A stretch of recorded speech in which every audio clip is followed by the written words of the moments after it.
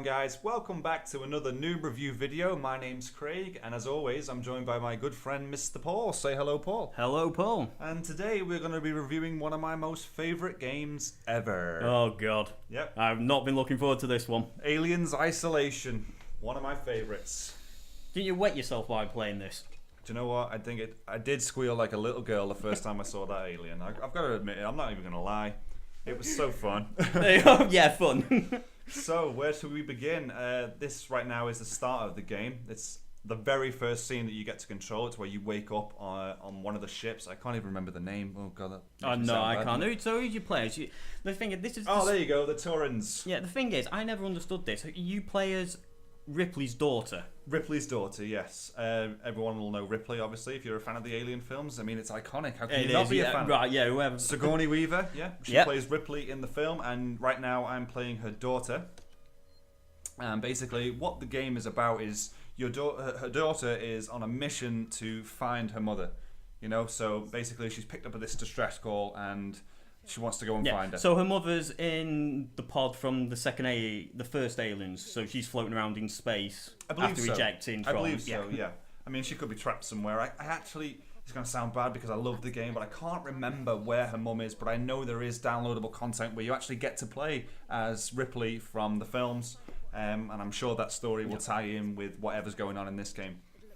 But as we can see, I'm just trotting around the ship at the moment, just getting a feel for the controls, showing you a little bit about what the graphics will look like, what the dialogue's like. To be fair, the graphics, I've played this game, I'll say it now, I played this game to, level 5, and I simply just lost interest. I just lost interest in it. That is disappointing to hear, Paul. It's not disappointing, but we'll get on to why I lost interest in a little bit.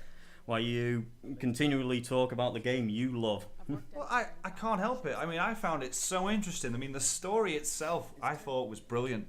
It was that slow-paced, really edgy kind of atmosphere going on through it. You're constantly on guard. And that's probably was one of its downfalls for me, was that slow-pacedness. Yeah, I mean, you can't rush through the game, because if you rush through this game, you're going to miss a lot of the story, and two, you're probably just going to get pissed off by the fact that you're just getting killed every 2 seconds, you know? Granted, but stating this, I hadn't actually been killed by the alien to level 5. That's because you have been taking it slow, and don't tell me you haven't, because it's what I told you to do in order to get the platinum. platinum. Yeah, you did. Yeah, you told me, and to be fair, you kind of spoiled it for me a little bit, because I kind of knew what was coming up. I did, unfortunately. That was my mistake. I do apologise. But let's face it, if you went back and played this now, you would have forgotten everything I told you about it.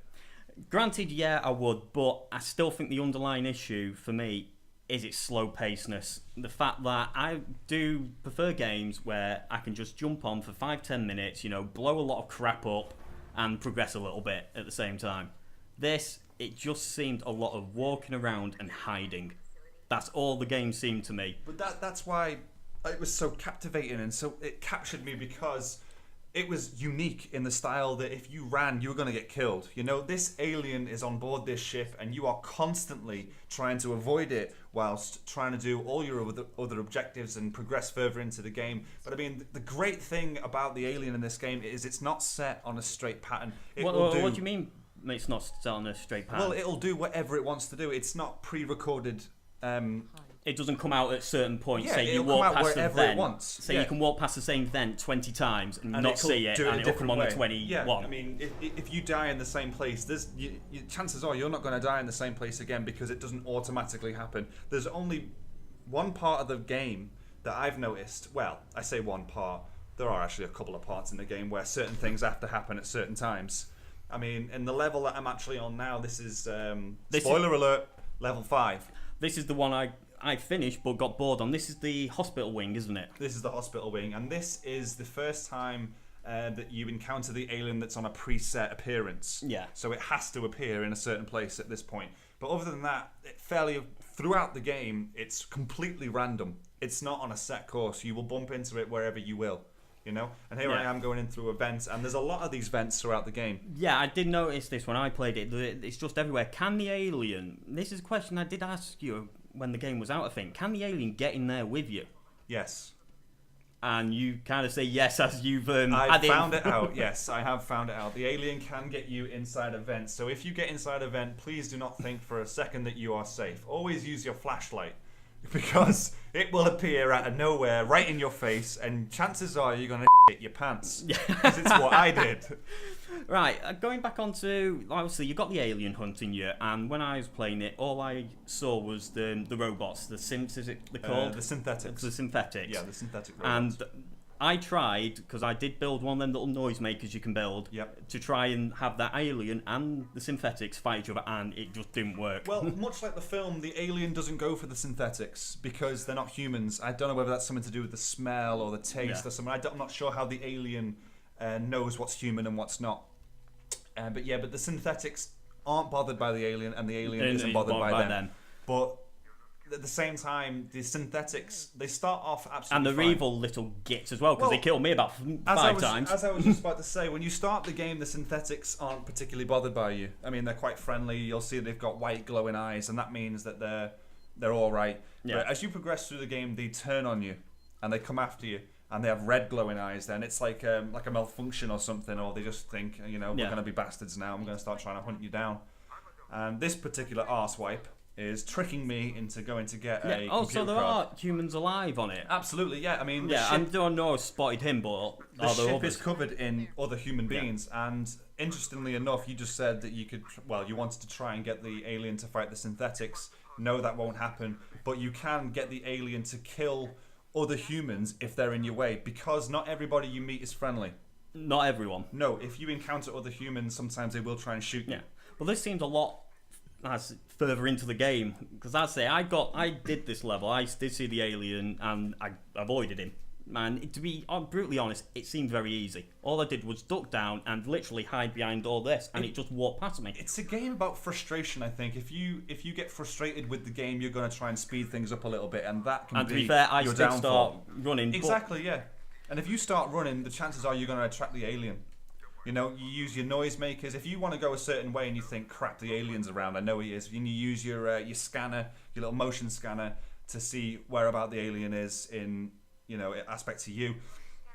And if you want to go a certain way but you don't want the alien to follow you, you just chuck a noisemaker or a flare to distract the alien, and it'll come down. And likewise with humans, if they're in your path and you want to clear way, chuck a noisemaker down there. We'll see a bit of that footage in a minute, where I distract the alien by getting him to wipe out a few people who would have killed me. But as I say, I think I'm with. I dread to say it, with the majority here. Just watching this, all you seem to be doing is just walking around. Yeah, because a lot of the game, it's all about patience. This game is really based on patience, and it really does test your limits of the fact that, oh God, I could just run here. Here I'm doing a bit of hacking to get inside this room. Because basically I've got to access a computer in there that's got a code to get through another door. So there is a lot more than just walking around. Sometimes you have to figure stuff out. Like puzzle solving? Yeah, it's very, very basic puzzle solving. And there's nothing complicated about this whatsoever. There are a couple of computers like this that'll have codes in them, as you'll see now. I'll go down, and there's the code there written in blue. Oh, so it's literally that easy. It's that easy. You just search a computer, then you go to a door and you type it in. But at the same time, you've got to keep your wits about you, because the alien can just pop down whenever you want. And this is the part now where the alien pops down on command. Every time you play this game, it'll pop down here. Yeah, because this is the only time I actually saw the alien inside the game, is this bit here. Yeah, well, up until this point, I'd seen it 100 times, because I was getting cocky and running in certain places, making stupid noises, stuff that I shouldn't have been doing. But I've been through this game a couple of times now, because I've done all the challenges. I've got all the trophies. I actually platinumed this game because I loved it so much. So you did devote quite a bit of time to it then? I did, but at the same time, the game itself, I would say, lasts about... It's about an 8 to 10 hour game. If you stayed on it, you'd do it in about 8 to 10 hours. So if you beelined it from objective to objective? Yeah, it wouldn't take you long at all. But I mean, there are things like going around collecting people's dog tags. Dog tags, so there are collectibles and stuff. I say dog tags, it's more like ID tags. And that then goes towards one of the trophies or achievements, depending on what console you're playing it on. But there is a lot more to it than just dodging the alien, because like I say, there is a huge story behind it. And if you get into the game, it's a lot of fun to play, because it does keep you on edge. And there is a nice little funky feature about the game that if you put it on surround sound and through your... I don't know what it is with the Xbox, but on the PlayStation controller, there's that little... the sound on the Xbox Yeah, and if you actually make a noise in your room, it'll go through your controller, tell the PlayStation that you've made that noise, and the alien can get you that way as well. I did not know that. No, that's a really impressive feature. Yeah, I've made that mistake a few times because when I've jumped about something that's not even the alien's come down, and I've seen it then. But is this one of the dog tags you were talking about? No, that was just a piece of scrap because all around the game there's little bits of stuff you can pick up like bonding agents and scrap metal and all that sort of stuff, and it lets you build certain equipment like noisemakers.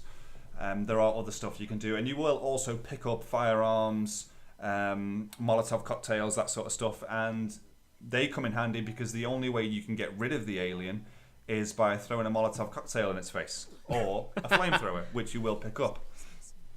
And there's, like I say, there's a lot more than just the alien. There's the face huggers and all that sort of stuff in it as well. And what you see me doing now is I'm actually building one of the noisemakers because I realised I ran out. And what's about to happen is I'm going to distract this group of people right in front of me. Is this what you were saying?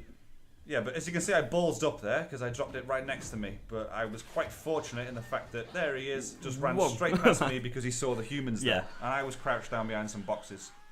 Now, there are plenty of lockers for you to hide in and little crates that you can get in, but the alien can come up to these lockers and he will peer inside. Yeah. And if you make a noise while you're inside, he'll rip open that locker and eat you. And you're a dead duck. Yeah, but the game will give you little quotes about pull back on your analog sticks. So you lean back and you've got to hold your breath at certain points because he hovers around there sniffing. And if you let go too soon, she goes, yeah. And that's it, you're done for. You're done for. It does seem to hang around quite a lot, this alien. We're just seeing it, and obviously this clip is a hell of a lot longer than it is. It was there for a good 3-4 minutes when we were watching this back. Yeah, I mean, it depends where you are. Sometimes it'll pop down and just bugger off straight away. Sometimes it'll pop down and hover around for a while. But like I said, the alien is so unpredictable. It's not on a set course, so it'll change every time. Sometimes it'll drop down and go straight back up again. Sometimes it'll drop down and hang around for half an hour. It's completely random. That's why I think it's fantastic, because you literally can be sitting in the same point for an hour. What, seriously? Yeah, you will not progress for about an hour unless you come up with a solution, you know? Sometimes you haven't got the scraps you need to make a noisemaker, so you can't distract it, so you're just going to have to go basically on skill or just bite the bullet and get killed. Well, fair play. When I played this, obviously I only got to level 5, but I just went from 1, 2, 3, 4, 5. But can you go back on yourself? You can travel back to different areas sometimes. Sometimes when you come off a tram, that's usually how you get there. See, there's some of the synthetics that have turned on me and I'm blasting them in the face with a shotgun. But yeah, sometimes when you come off a tram, the power shuts down on them, so you can't actually go back. But saying that, you do need to go back through the game to collect the ID tags anyway, if you're an achievement or trophy hunter like we are. So you will need to go back through different areas of the game. Now, I did obviously, read a bit about it, and they did say the alien cannot be killed. Is that true? Have you tried virtually everything trying to kill it? Yeah, and as I've gathered, it can't be killed. I don't know whether that's changed now, but when it first came out, the alien could not be killed. There are probably people out there that claim they killed it, but remains to be seen, proof or it didn't happen. No. Now, the only thing I would say about this game for you to absolutely take on board would be to save your game at every possible point. Every possible point. Every single possible point. If you say a save point, you save that damn game, because if you get killed, you will spend your life ripping your hair out. Do you know what I mean? Because like I said, you could be stuck in the same place for an hour and then you'll finally get progress. And if you don't save it, and you'll get slaughtered by it. This is another one of those parts where it's preset that you can't change. It has to happen in the game for you to progress. Yeah. As you can see, I'm about to take a spacesuit out here because the plan is to go outside and do a bit of a mission. But there's a bit of a drip on the helmet there, and there's the alien right above you. And you stop, look at that. Yeah. But anyway, to sum up the game, the graphics, it's lovely. It is. To be fair, it's nice to play. I've got no complaints with the graphics. It was nice and eerie when you were walking through. It was just, for me, it was just too slow paced. Not enough happened in it. The gameplay, it is very slow paced, but it's all about suspense, this game. And I personally love the fact that you had to take your time and you couldn't rush through it and you had to enjoy it. And the replayability, it's good for jump scares and stuff because, I mean, like I said, there's nothing that's going to happen in the same place all the time apart from preset parts, but 90% of the game is all random. Yeah. So, you mean, you're going to have a different experience every single time you play it. The length of the game, it's about an 8 to 10 hour game. Which, it's average for this type of game, to be fair. And the games which are coming out are all about 8 to 10 hours. There is no co-op, but there is a couple of add-ons, downloadable content that you can get where, like I said, you can play as the actual Sigourney Weaver Ripley in a little side mission by her. But that came with the game. I don't know whether you can download that now. You probably can, and there's probably a lot more that I just haven't given any time to. But to sum it up on what I would rate it out of 10, do you know what? I'd give it a strong 8. A very strong 8, because I loved it. Well, for me, it's going to score a little less, obviously, because it's just too slow paced, and that I just simply lost interest. It was a struggle to get through 5, but I would give it a 5. You give it a 5? Yeah. I'm giving it an 8 because I absolutely love this game. So from all of us, and a big kiss from the alien. See you later.